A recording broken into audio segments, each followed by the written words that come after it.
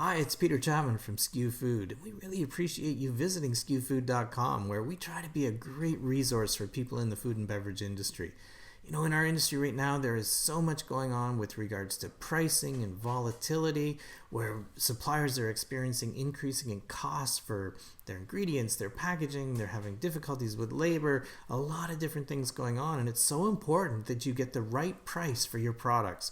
And getting a price increase from your customers can be a huge challenge. So we want to help you and lay out maybe a bit of a process for you to work on and include in your business to help you be as successful as you can. And the first thing is that you really need to make sure that you create an environment where your customer understands the need for a price increase. This is not just a one and done meeting.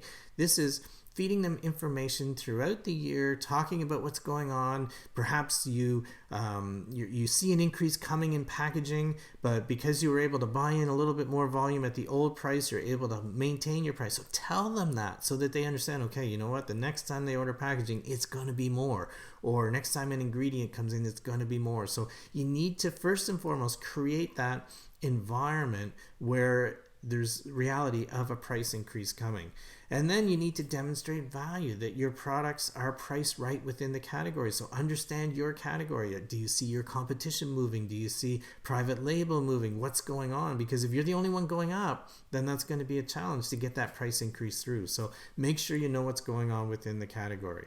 And you also need to make sure your products are selling. Like if your products are not selling at least the rate of growth of your customer, then they're going to say, well, perhaps there's something wrong with your product. So that's another important thing, is to make sure that your products are selling so that you can then focus on what the right price should be, not that your sales are down and that kind of thing.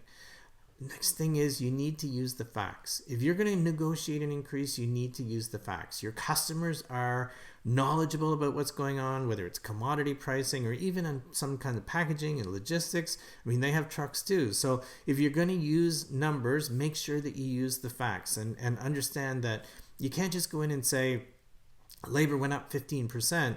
My product needs to go up 15%. Well, labor is only a component of your product. So make sure you do the math. If labor is 20% of your cost and it went up 15%, well, what's that mean to you? So use the facts. You don't have to tell them everything, but make sure that you have a fact-based argument that you are going to put in front of them.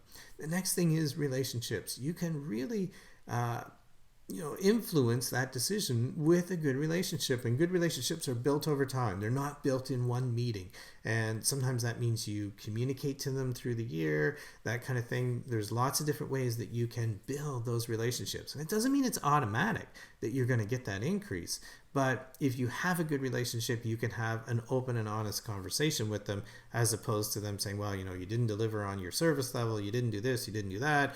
Then it becomes much more difficult to get that kind of price increase that you're looking for. Be realistic.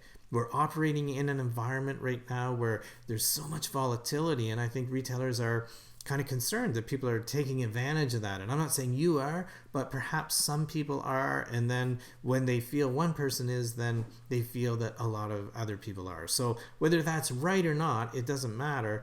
The point is that you need to be realistic with what kind of an increase it is for your product, and understand that they're going to be watching.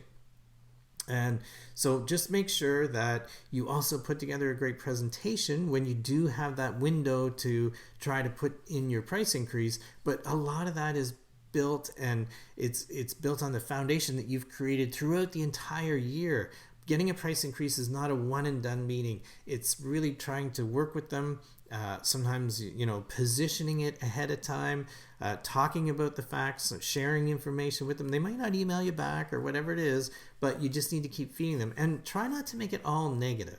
Retailers kind of get frustrated because all they hear from suppliers is what's going up. Sometimes you might say something went down, or you were able to keep it the same.